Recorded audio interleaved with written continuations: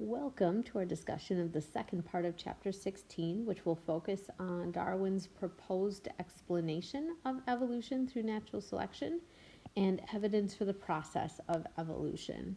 So last video, we learned about Darwin's observations and some of the things that influenced him from researchers of the time. Now we're going to talk about his proposed mechanism or process of evolution and the evidence that it's based on. So he made his claim with several different parts to his process of evolution, this idea of natural selection resulting in change over time. At the end of the day, that's really what evolution is, change over a period of time. Specifically, the change in the characteristics of populations of organisms. So the first thing, remember, was related to Malthus, this idea that there is a struggle for existence. There are resources out there, and living things have to compete to get those resources. If you look carefully, you'll notice that there is a fish in this picture that is very well camouflaged among the environment in which it lives. When you think about that in terms of being a predator, it could make it easy to find prey. If you are the prey species, there's a really good chance that a predator might pass you over. So it's one way that this living organism has been able to adapt to its environment and blend in. If it blends in better than another member of its species, it might be more successful and outcompete that living thing for those limited resources. So there is this struggle to survive. Not every living thing within a population necessarily survives. The second claim he made is about variation within a population and adaptations. Differences exist between members of a species, and those differences result in some members surviving and reproducing more often. Important vocab here. Adaptations are the traits that allow for increased survival and reproduction. So here we see two different types of snakes pictured. Hopefully you'll notice that they both have a kind of a repeating pattern of black, yellow, and red striping. The eastern coral snake is poisonous. The red and yellow colors are actually called warning coloration, so that predators know that if you try to eat it or attack it, they could die or it would be dangerous. So it's an adaptation that helps them survive. Other predators are less likely to attack them because of these warning colors. Now, the trick of the scarlet king snake is that it actually is not poisonous, but it takes advantage of a characteristic called mimicry. It may have happened that some of these king snakes had similar coloration to the poisonous snakes, which predators would tend to leave them alone because the predators might think they're poisonous even though they're not. So in this case, there's an advantage to looking like the poisonous organism that allows for better survival even though the scarlet king snake is not poisonous. So the mimicry is an adaptation that helps them survive because they look like the poisonous version. Those snakes that look like ones that are avoided will be more likely to reproduce and pass on those characteristics. This leads us to survival of the fittest. If you put together that there's variation in the population and there's a struggle for existence, some members are going to be better at surviving than others. And I like to call it more appropriately survival of the fitter. Those that are better adapted and have more advantageous traits will pass on those traits more often. So then the resulting population will have more members that have that trait. So here we see an interaction between two organisms, a fox and a crane. The fox has a lot of characteristics that make it a good hunter. It can move quietly, it has hunting characteristics and behaviors that make it easier for it to hunt. But the crane also has some adaptations to avoid predators and to scare them off. Here we see the wings being spread out. Maybe that is helping it appear larger and to maybe scare off the fox and intimidate it. But both organisms have characteristics that help it to survive. Fox getting prey, the crane trying to avoid being prey. Keep in mind that there isn't a goal of evolution. There isn't one best organism that outcompetes everybody else. Ecosystems survive based on many organisms flourishing within that environment. They depend on each other. So each organism, even something like an earthworm, can be very well adapted and fit for its environment if it has characteristics that allow it to survive and reproduce effectively. All of these things lead to the process of natural selection. What that simply means is that organisms with better traits survive. When they survive better, they reproduce more than those that don't. So those are the traits that get passed on. Therefore, more organisms will eventually share those characteristics than maybe in the past. So let's say that in this population of grasshoppers, they started out 50% brown and 50% green. But you'll notice the brown ones stand out and are more visible to predators.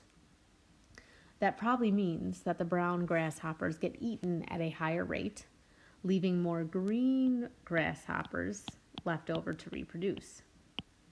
With less brown grasshoppers reproducing, there will be less brown grasshoppers in the future, and the population will have more green members. That's natural selection. The population changed to become more green because the green ones survived better and made more offspring. All of these traits, despite their changes, come from common ancestry. So what Darwin said is that there is a relationship between modern living organisms and historical organisms that lived in the past because traits are passed on. However, changes occur in that passing on of traits based on natural selection. He was the first to draw these idea of the tree diagrams. So the nodes or the points where they work together represent a common ancestor, and the branches represent changes from the characteristics of that common ancestor.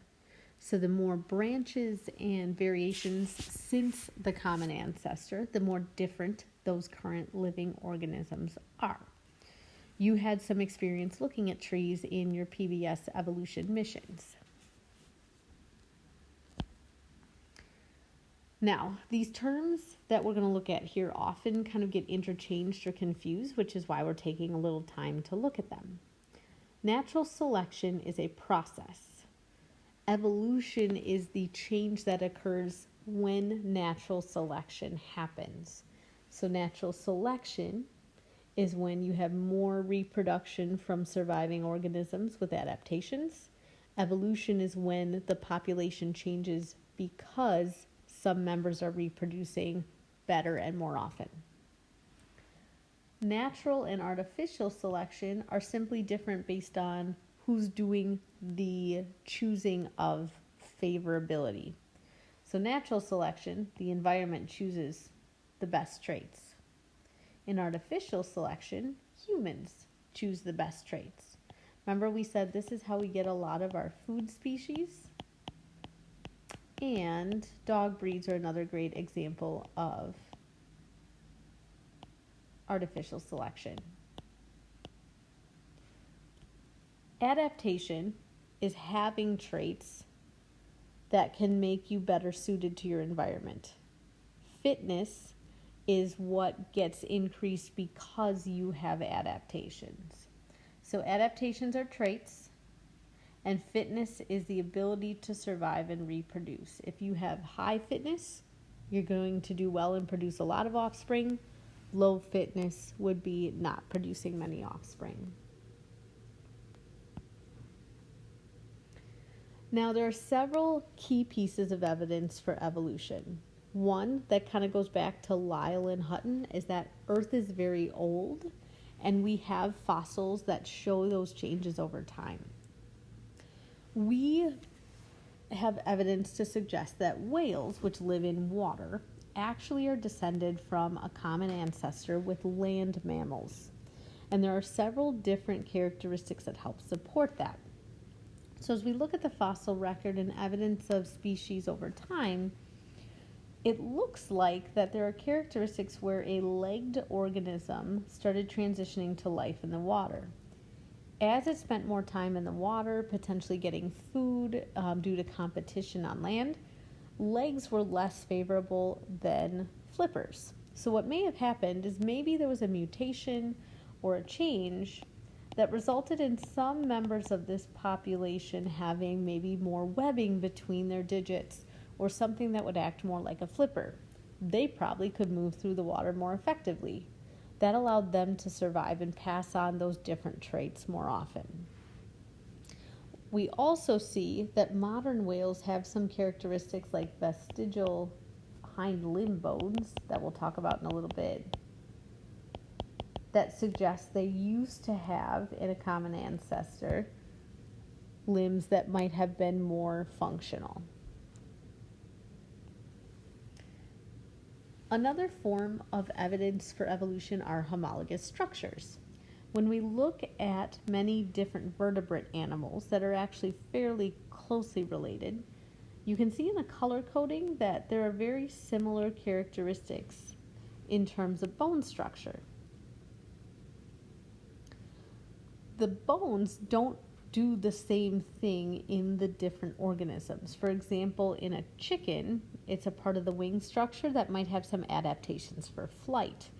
In an alligator and a frog, it's more parts of like maybe the hand for grasping or pushing. And in the horse, its leg bones have a very different structure for supporting their movement. But despite their different functions, they have the same physiological or same anatomical structure.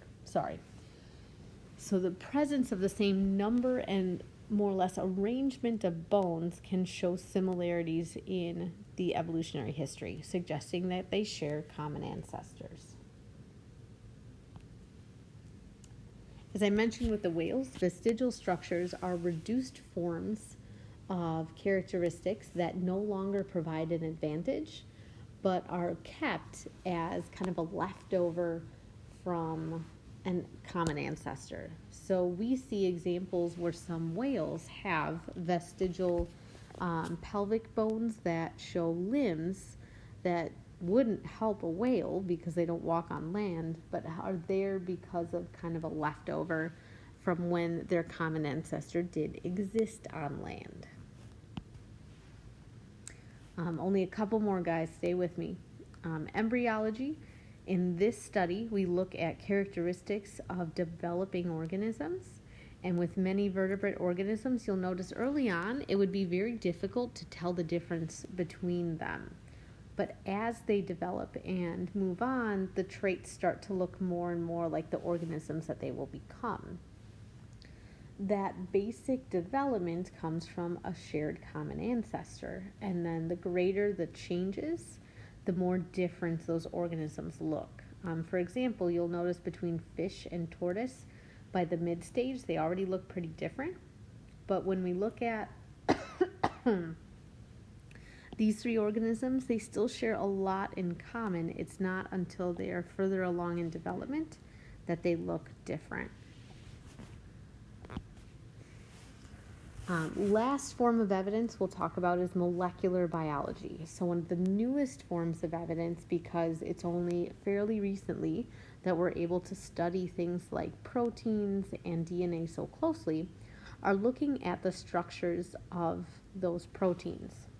The more closely related organisms are, the more similar the protein structure for shared proteins.